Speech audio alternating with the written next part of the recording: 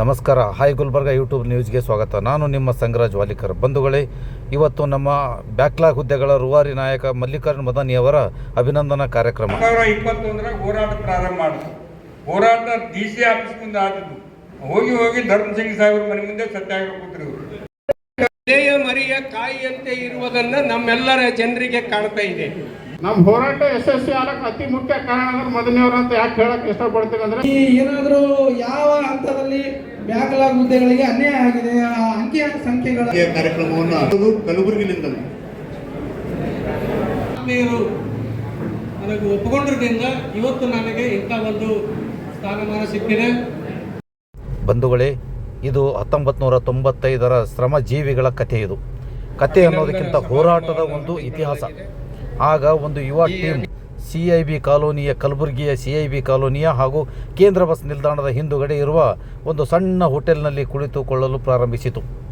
ಕುಳಿತುಕೊಳ್ಳುವವರು ಕಾಲೋನಿಯ ಹುಡುಗರಾಗಿದ್ದರೂ ಇಂಜಿನಿಯರ್ ಮುಗಿಸಿಕೊಂಡು ESI ಪಕ್ಕದ ಹೋಟೆಲ್ನಲ್ಲಿ ಚಹಾ ಕುಡಿಯುತ್ತಾ ದಿನಾಲೂ ಟೈಮ್ ಪಾಸ್ ಮಾಡುತ್ತಿರೋದನ್ನು ನೋಡಿದ ಹಿರಿಯರು ಇಂಜಿನಿಯರ್ ಮುಗಿಸಿ ಮನೆಯಲ್ಲಿ ಹೋಟೆಲ್ನಲ್ಲಿ ಟೈಮ್ ಪಾಸ್ ಮಾಡುತ್ತಿರೋದನ್ನು ನೋಡಿ ಮರುಗಲಾರಂಭಿಸಿದರು.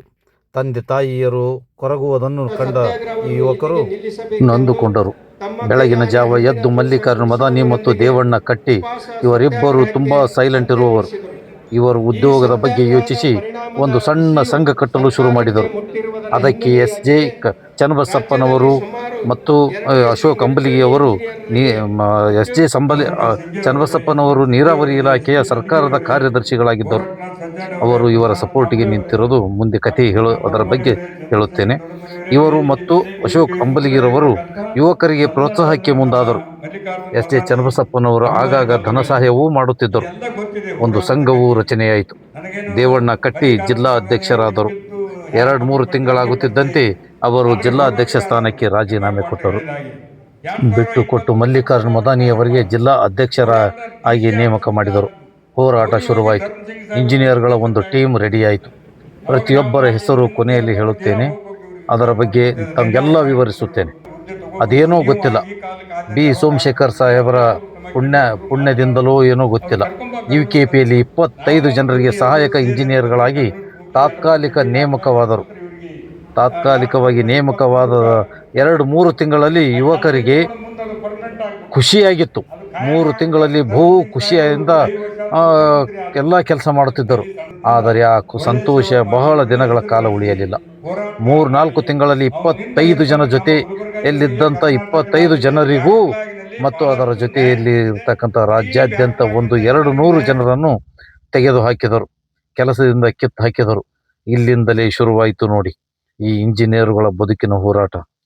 ಯಾವತ್ತೇ ಶುರುವಾಯಿತು ಇವರ ಬದುಕು ಏನು ಅನ್ನೋದನ್ನು ಜನರಿಗೆ ಮತ್ತು ಹಿಂದುಳಿದವರಿಗೆ ಮತ್ತು ದಲಿತರಿಗೆ, ಜನರಲ್ SC ST ಅವರಿಗೆ ಪ್ರತಿಯೊಬ್ಬರಿಗೂ ಇವರ ಹೋರಾಟದ ಫಲ ಯಾವಾಗ ಜಾಗೃತಗೊಳ್ಳುತ್ತದೆ, ಆ ಜಾಗೃತವೇ ಇಲ್ಲಿನ ಮುಂದಿನ ಕಥೆ ನಾವು ತಮ್ಮ ಮುಂದೆ ಹೇಳುತ್ತೇನೆ. 1996 JH ಪಟೇಲರು ಮುಖ್ಯಮಂತ್ರಿಗಳಾಗಿದ್ದಾಗ ನಾಲ್ವರದ ಮಠಕ್ಕೆ ಬಂದಿದ್ದರು. ಮುಖ್ಯಮಂತ್ರಿಯ ಕಾರಿನ ಮುಂದೆಯೇ ಘೆರಾವ್ ಹಾಕಿ ಕಾರಿನ ಅಡಿಯಲ್ಲಿ ಸಿಕ್ಕಾಕಿಕೊಳ್ಳುತ್ತಿದ್ದರು. ಜೀವದ ಹಂಗು ತೊರೆದು ಅವರು ಆ ಮುಖ್ಯಮಂತ್ರಿಗಳಿಗೆ ಮನವಿ ಪತ್ರವನ್ನು ಕೊಡಲಾಯಿತು. ಮನವಿ ಪತ್ರ ಕೊಡಲು ತಮ್ಮ ಜೀವದ ಬಗ್ಗೆ ಅರಿವು ಇಲ್ಲದಷ್ಟು ಹೋಗುತ್ತಿದ್ದ ಕಾರಿನ ಮುಂದೆ ಇವರು ಹೋರಾಟವನ್ನು ಅಡ್ಡಗಟ್ಟಿ ನಿಂತು ಹೋರಾಟವನ್ನು ಮಾಡಿ ಮನವಿ ಪತ್ರವನ್ನು ಸಲ್ಲಿಸುತ್ತಾರೆ. ನಂತರ ಸ್ವಲ್ಪ ದಿನದ ನಂತರ ರಾವೂರ್ ಮಠಕ್ಕೂ JH ಪಟೇಲರು ಬಂದಾಗ ಮನವಿ ಪತ್ರ ಸಲ್ಲಿಸುತ್ತಾರೆ. ಮತ್ತೆ ಅವರ ಮನವಿ ಪತ್ರಗಳು ಯಾವ ಮಟ್ಟದಲ್ಲಿ ಹೋಗುತ್ತಿದ್ದವೆಂದರೆ, ದಿನ ಕಳೆದಂತೆ ಒಬ್ಬೊಬ್ಬ ಮಿನಿಸ್ಟರ್ ಕಲಬುರಗಿಗೆ ಬಂದರೂ ಅವರಿಗೆ ಮನವಿ ಪತ್ರವನ್ನು ಸಲ್ಲಿಸುತ್ತಿದ್ದರು. ನಂತರ ಸ್ವಲ್ಪ ದಿವಸಗಳಾದ ನಂತರ ಗುಲ್ಬರ್ಗದ JH ಪಟೇಲರು JDS ಆಫೀಸ್ ಉದ್ಘಾಟನೆಗೆ ಬಂದಾಗಲೂ ಕಾರಿಗೆ ಅಡ್ಡ ನಿಂತು ಮನವಿ ಪತ್ರ ಕೊಡುತ್ತಾರೆ. ಪದೇ ಪದೇ ಅವರನ್ನು ರಿಮೈಂಡ್ ಮಾಡ್ತಾನೆ ಇರ್ತಾರೆ. ಆದರೆ ಇವರ ಹೋರಾಟವನ್ನು ನಿಲ್ಲಿಸಲು ಆಗುವುದಿಲ್ಲ. ಕಲಬುರಗಿಗೆ ಯಾವ ಮಂತ್ರಿಗಳು ಬಂದರೂ ಅವರಿಗೆ ಮನವಿ ಪತ್ರ ಸಲ್ಲಿಸುವಂತಾಯಿತು. ಕೇವಲ ಮನವಿಯಲ್ಲಿ ಕಾಲ ಕಳೆಯಲಿಲ್ಲ. ಬೆಂಗಳೂರಿಗೆ ಹೊರಟರು, ವಿಧಾನಸೌಧಕ್ಕೆ ಹೊರಟರು, ಪ್ರತಿಯೊಂದು ಕಚೇರಿಗೆ ಹೊರಟರು, ಸೆಕ್ರೆಟರಿಯೇಟ್ಗೆ ಹೋದರು. ಪ್ರತಿಯೊಂದು ಕಚೇರಿ ಮತ್ತು ವಿಧಾನಸೌಧ ಮಂತ್ರಿಗಳ ಮನೆಗಳಿಗೂ ಅಡ್ಡಾಡಲು ಶುರು ಮಾಡಿದರು. ಮೊದಲು ರಿಸರ್ವೇಷನ್ನಲ್ಲಿ ಹೋಗುತ್ತಿದ್ದ ದಿನಗಳು ಕಳೆದಂತೆ ಜನರಲ್ ಬೋಗಿಯಲ್ಲಿ ಹೊರಟರು. ಲಾಡ್ಜ್ಗಳಲ್ಲಿ ಕೇವಲ ಓಪನ್ ಬೆಡ್ನಲ್ಲಿ ಮಲಗಿಕೊಂಡು ರಾತ್ರಿ ಕಳೆಯುತ್ತಿದ್ದರು.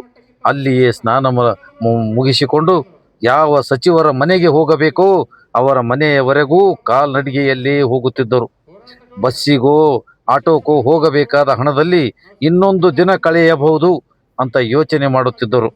ಇನ್ನು ಮೈಸೂರಿನಿಂದ ಬರುತ್ತಿದ್ದ ಯುವಕರು, ನಿರುದ್ಯೋಗಿ ಯುವಕರು ಬೆಂಗಳೂರಿನಲ್ಲಿ ಉಳಿದು ವಾಪಸ್ ಹೋಗುವಾಗ ಅವರಲ್ಲಿ ಉಳಿದ ಹಣ ಕಲಬುರಗಿಯ ಹೋರಾಟಗಾರರ ಕೈಗೆ ಕೊಟ್ಟು ಹೋಗುತ್ತಿದ್ದರು. ಇದು ಹೋರಾಟದ ಪ್ರತಿಯೊಬ್ಬರಲ್ಲಿರ್ತಕ್ಕಂಥ ಒಂದು ಅಂಡರ್ಸ್ಟ್ಯಾಂಡಿಂಗ್ ಹೋರಾಟ ಅಂತಲೇ ಹೇಳಬಹುದು ನಾವು. ಮೈಸೂರಿನವರು ಹೋದ ಹಣದಲ್ಲಿಯೇ ಅದೇ ಹಣದಲ್ಲಿ ಫುಟ್ಪಾತ್ ಮೇಲೆ ಸ್ವಲ್ಪ ಏನಾದರೂ ತಿಂದುಕೊಂಡು KH ರಂಗನಾಥ, ಧರ್ಮ್ ಸಿಂಗ್, ಮಲ್ಲಿಕಾರ್ಜುನ್ ಖರ್ಗೆ ಹೀಗೆ ಯಾವ ಸಚಿವರ ಮನೆಗೆ ಹೋಗಬೇಕೋ ಅವರ ಮನೆಗಳಿಗೆ ಪಾದಯಾತ್ರೆ ಶುರುವಾಗುತ್ತಿತ್ತು. ತಡವಾಗಿ ಹೋದರೆ ನಿಮಗೆ ಟೈಮ್ ಸೆನ್ಸ್ ಇಲ್ಲ ಅಂತಲೂ ಬೈಗುಳ ತಿನ್ನಬೇಕಾಗಿತ್ತು. ಹಲವಾರು ಬಾರಿ ಈ ಹೋರಾಟಗಳಲ್ಲಿ ಬಯಸಿಕೊಂಡದ್ದು ಆಗಿದೆ ಮತ್ತು ಅವರ ಟೈಮಿಂಗಿನ ಪ್ರಕಾರ ಭೇಟಿಯಾಗದೇ ಇದ್ದಾಗಲೂ ಸಚಿವರಿಂದ ಬೈಗುಳಗಳು ತಿಂದದ್ದು ಸಾಕಷ್ಟು ಬಾರಿ ಆಗಿದೆ. ಎಷ್ಟೋ ಬಾರಿ ಈ ಹೋರಾಟವೇ ಬೇಡಪ್ಪ ಅಂತ ಕೈ ಕಳಚಿ ಕುಳಿತರೆ ಡಾಕ್ಟರ್ ಮಲ್ಲಿಕಾರ್ಜುನ ಖರ್ಗೆಯವರು ನಿಮ್ಮ ಹೋರಾಟದ ಬಿಸಿ ಇಷ್ಟೇನಾ ಅಂತ ಪ್ರಶ್ನೆ ಮಾಡುತ್ತಿದ್ದರು. ಹಾಗಂದಾಗ ಮತ್ತಷ್ಟು ಹೇಳೋದು ಹಸಿವು ಕಣ್ಣೀರು ತರುತ್ತಿತ್ತು.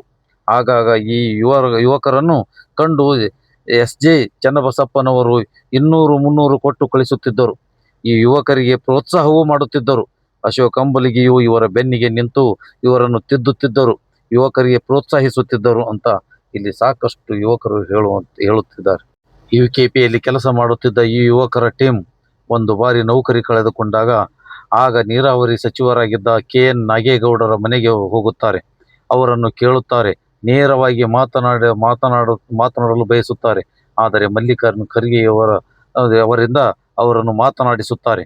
ಸಚಿವರಲ್ಲಿ ಮೊದಲನೇ ಬಾರಿಗೆ ಮೀಟಿಂಗ್ದಲ್ಲಿ ಹಾಜರಾಗುತ್ತಾರೆ ಮಲ್ಲಿಕಾರ್ಜುನ ಮದನಿ ಮತ್ತು ದೇವಣ್ಣ ಕಟ್ಟಿಯವರು. ಆಗ ಶಹಾಪುರದ ದರ್ಶನಪುರರು ಇಂಧನ ಸಚಿವರಾಗಿದ್ದರು. ಆಗ ರಿಕ್ರೂಟ್ಮೆಂಟ್ 25 ಜನರಿಗಾದರೂ ತೆಗೆದುಕೊಳ್ಳಿ ಅಂತ ಅಂಗಲಾಚುತ್ತಾರೆ. ಹೀಗೆ ಅಂಗಲಾಚಿ ಕೇಳಿದ ಯುವಕರಿಗೆ ಸಚಿವ ನಾಗೇಗೌಡ ನಿಮಗಷ್ಟೇ ಅಂದರೆ SC/ST ಅವರಿಗೆ ಹೇಗೆ ತೆಗೆದುಕೊಳ್ಳೋದು ಅಂತ ನಿರಾಕರಿಸಿದ.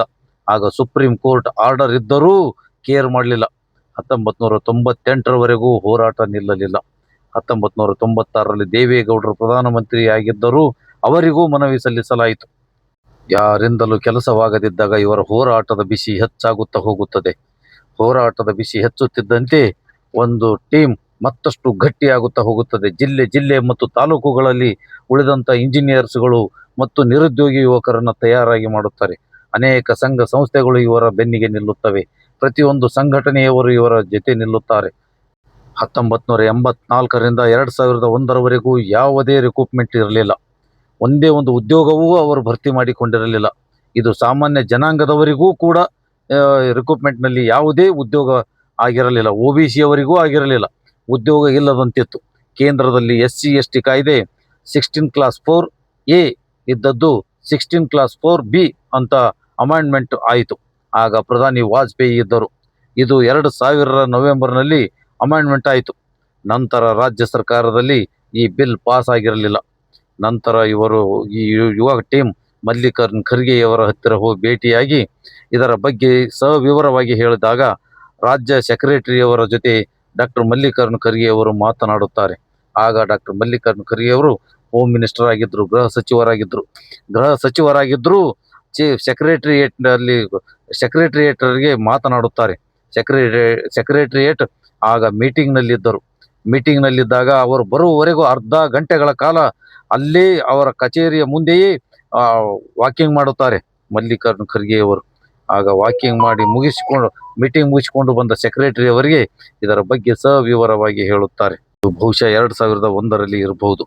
ಇದು ಬಿಲ್ ಯಾವಾಗ ಕರ್ನಾಟಕದಲ್ಲಿ ಪಾಸ್ ಆಗುತ್ತೋ ಇಡೀ ಜನರಲ್ದವರಿಗೂ ನೌಕರಿಯ ಸೌಲಭ್ಯ ವ್ಯವಸ್ಥೆ ಆಗುವಂತಾಯಿತು. ಆಗ DPAR ಮತ್ತು ಲಾ ಡಿಪಾರ್ಟ್ಮೆಂಟ್ನಲ್ಲಿ ಕ್ಯಾಬಿನೆಟ್ ಅಪ್ರೂವಲ್ ಆಗುತ್ತೆ.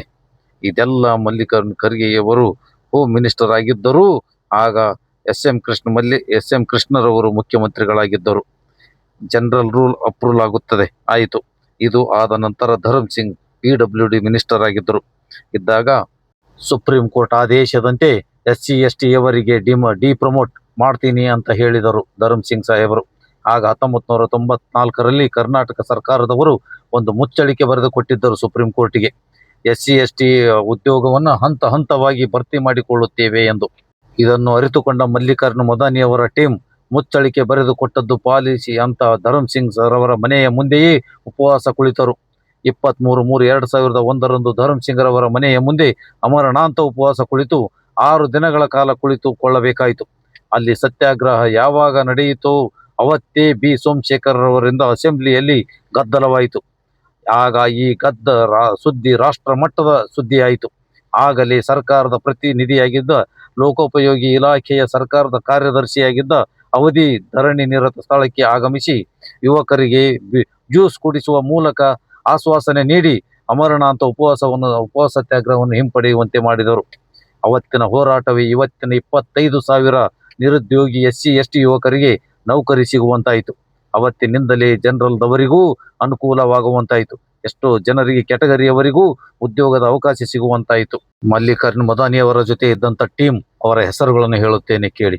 ದೇವಣ್ಣ ಕಟ್ಟಿ, ಪ್ರಶಾಂತ್ ಕಾಂಬ್ಳೆ, ಮಹೇಶ್ ಕಡೇಕರ್, ನಾಗಮೂರ್ತಿ ಸಿಲ್ವಂತ್, ಸುರೇಶ್ ಗೌರೆ, ಅಣ್ಣಪ್ಪ ಕೊಟ್ರೆ, ಪ್ರಕಾಶ್ ಶರ್ಮಾ, ಸಂಪತ್ ಕುಮಾರ್ ಕೊಗಟ್ನೂರ್, ದೇವೇಂದ್ರ ಕಡೇಕರ್, ನಿಜಲಿಂಗಪ್ಪ ಹತ್ತಿಕುಣಿ, ಸದಾನಂದ ಹುಗ್ಗೀಕರ್, ದಿವಂಗತ ರಾಜ್ಕುಮಾರ್ ನವಲೆ, ರಾಬಿನ್ಸನ್, ಸತೀಶ್ ಗಡ್ಕರ್, ನಾಗರಾಜ್ ಜೋಗ್, ವಿಜಯ್ ಕುಮಾರ್ ಛಿದ್ರಿ, ಚಂದ್ರಶೇಖರ್ ಗುಪ್ತಾ, ಅಮೃತ್ ಮಾಹುರ್ಕರ್, ಮಹಾದೇವ್ ಮದಾನಿ, ರಾಜ್ಕುಮಾರ್ ಮರ್ಗುತ್ತಿ, ಜಯರಾಜ್ ಆರ್ಯ, ದೇವೇಂದ್ರ ಸವಳಗಿ, ಗುರುನಾಥ್ ಶೃಂಗೇರಿ, ಹನುಮಂತ್ ಯಳಸಂಗಿ, ದಿವಂಗತ ಶಂಕರ್ ನಾಯಕ್ ರಾಯಚೂರ್, ವಿದ್ಯಾಸಾಗರ್ ರಾಯಚೂರ್, ಮಹಾದೇವ್ ಸ್ವಾಮಿ ಮೈಸೂರು, ಪ್ರಸನ್ನ ಕುಮಾರ್ ಮಂಡ್ಯ, ಕೇಶವಮೂರ್ತಿ ಮೈಸೂರು, ನರಸಿಂಹಮೂರ್ತಿ ಮೈಸೂರು, ದಿವಂಗತ ಶ್ರೀನಿವಾಸ್ ಕೊಪ್ಪಳ್, ದಿವಂಗತ ಧನಂಜಯ್, ಪಾಂಡುರಂಗ್ ಮಾಳ್ಗೆ ಬೀದರ್,